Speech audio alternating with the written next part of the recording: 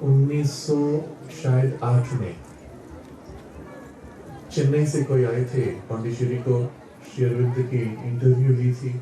श्री अरविंद उस समय जब पांडिचेरी आए थे और वहां उन्होंने कहा कि कली युग की जो पहली स्तर है वो खत्म हुई है अभी, और इसके साथ बहुत बदल आने वाले हैं मानवता में। जो ऊंचा है वो नीचा बन जाएगा, जो नीचे है वो ऊंचा उठेगा, और इतने सारे बदल के अंदर भारत स्वतंत्र हो जाएगा। ऐसा उन्होंने उस समय कहा था। वो इंटरव्यू अभी भी दिखती है हमें। श्री मां जब छोटी थी, 5 बरस की थी, तब वो देखती थी कि उनके माथे के ऊपर एक महाप्रकाश था, और धीरे धीरे वो प्रकाश उनके अंदर घुस रहा था। और उनको भी ये पता था कि बहुत बड़ा काम मानवता का होना है। किस तरह का काम था वो श्री अरविंद ने लिखा है बाद में। उन्होंने जो पुस्तकें लिखी थी आर्य में, आप जानते हैं शायद हर महीने वो 64 पेजेस लिखते थे। और वो लिखते थे कैसे, उस पे शायद 6 आर्टिकल्स होते थे। हर आर्टिकल एक पुस्तक का की शुरुआत थी। अभी आप सोचिए, 6 पुस्तक लिख रहे हैं श्री अरविंद एक साथ, हर पुस्तक की एक चैप्टर, और कहीं भी उन्होंने नोट्स नहीं ली, कुछ प्रिपरेशन नहीं किया। माताजी ने कहती थी श्री अरविंद स्वयं जाके टाइपराइटर पे बैठते थे और टाइपिंग शुरू करते थे बिना स्टॉप। एक चैप्टर खत्म किया एक पुस्तक का, फिर दूसरी पुस्तक के नेक्स्ट चैप्टर, तीसरी पुस्तक की नेक्स्ट चैप्टर, ऐसे 6 पुस्तकें एक चैप्टर हर महीने पूरी तैयार करके प्रेस को देते थे। उन पुस्तकों में श्री अरविंद ने पूरी मानवता की जो इवोल्यूशन है उसकी डिस्क्राइब की है। Social evolution, political evolution, spiritual evolution, philosophical form में, प्रैक्टिकल फॉर्म में, वेदों के ऊपर उन्होंने जो लिखा, उपनिषद के ऊपर जो लिखा, ये सब उन्होंने उस समय लिखे थे। 1914 से लेके 7 बरस, और फिर बंद किया क्योंकि उन्होंने कहा कि यदि मैं और लिखते जाता, मैं और 1000 वर्ष, 100 वर्ष लिख सकता था, पर मानवता समझ नहीं पाएगी। जो मानवता समझ पाती है उतना मैंने लिख के दिया है। और हम जब आज पढ़ते हैं 100 वर्ष के बाद, हमें ऐसा लगता है अरे इन्होंने तो आज की स्थिति डिस्क्राइब की है।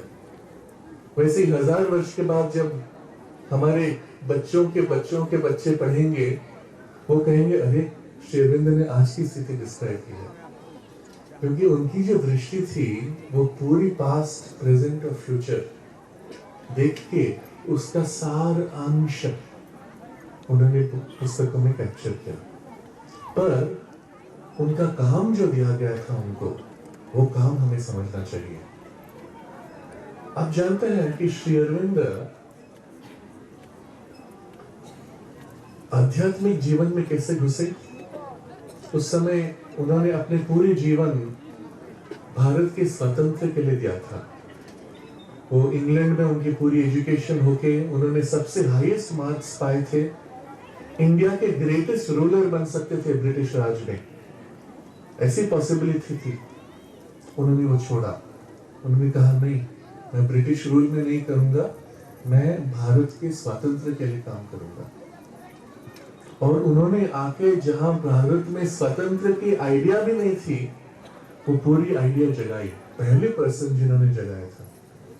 और पूरी अंडरग्राउंड नेटवर्क भारत की तैयार की उन्होंने, गांव गांव जाके वो नेटवर्क तैयार की।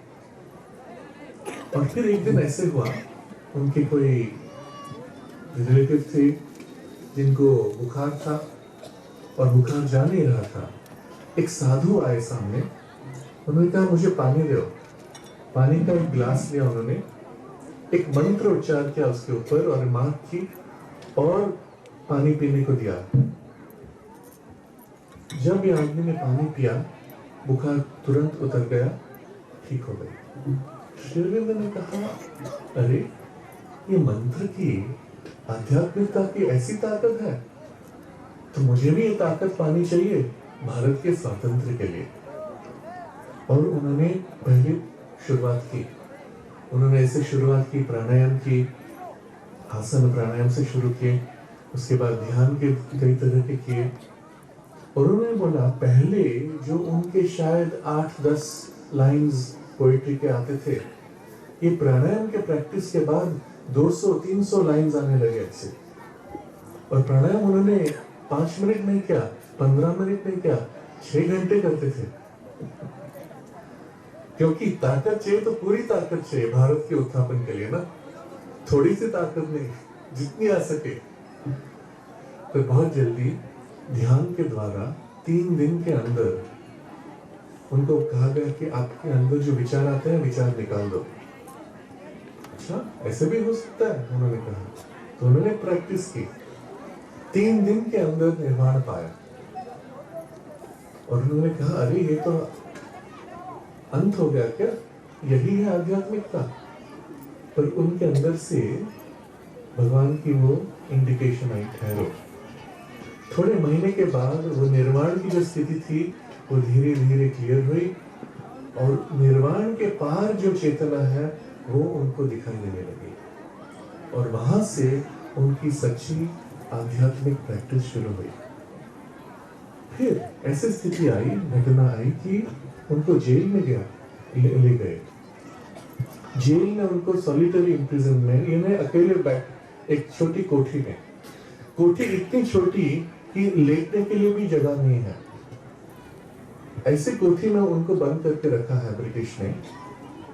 और खाने के लिए, पीने के लिए कुछ सुविधा नहीं है। एक छोटा बोल है जिसमें टट्टी करना, पेशाब करना और खाना खाना, तीनों चीज एक ही बोल में। ऐसी स्थिति में उनको एक जानवर के जैसे बंद करके रखा है। और श्री अरविंद के अंदर बहुत दर्द हुआ हृदय में। उन्होंने भगवान को कहा, मैं तो आपके काम के लिए ये कर रहा था, आपने क्यों मुझे यहाँ बंद करके रखा है। उनके अंदर बहुत पीड़ा हुई।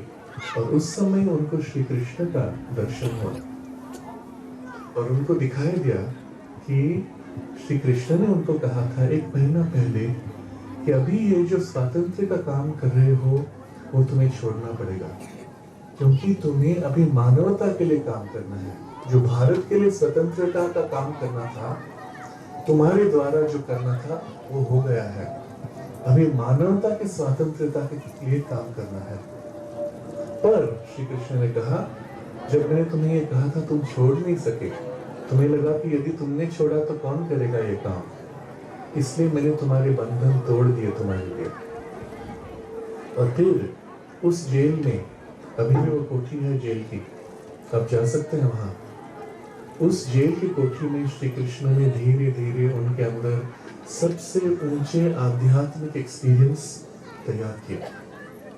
और वहां से फिर जब वो बाहर निकले तब कई घटना हुई। और फिर उनको कहा गया अभी पौंडीचेरी जाना है, क्योंकि वहां वो काम पूरी तरह से करना है।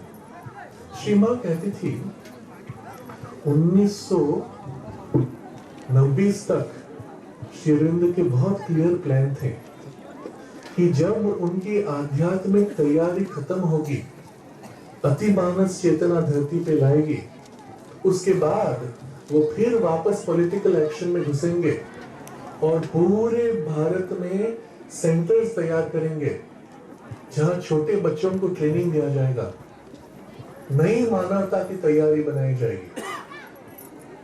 आप सोचो, श्री अरविंद के वो प्लान थे।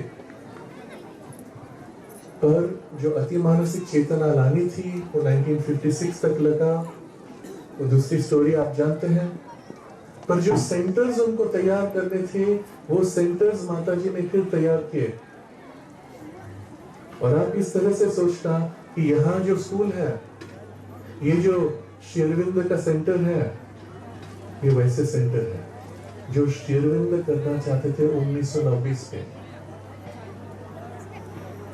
आपके पास बहुत बड़ी रिस्पॉन्सिबिलिटी है। कि यहाँ हमें नई पीढ़ी, नई मानवता तैयार करनी है। अरे हम ही नए नहीं, हम पुराने हैं, हम कैसे नए तैयार करेंगे? पर हम प्रयास कर सकते हैं, और जब हम प्रयास करेंगे तब माता जी की चेतना हमारे द्वारा हेल्प करेगी।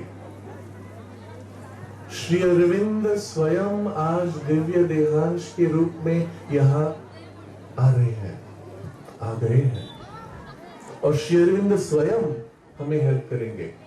हम खाली ये बच्चों को नई मानवता की तैयारी नहीं करेंगे, हम अपने आप के लिए भी नई मानवता की तैयारी करेंगे। हम भी बच्चे हैं ना, हम बूढ़े हो शरीर में तो भी हृदय में हम माता जी के बच्चे हैं।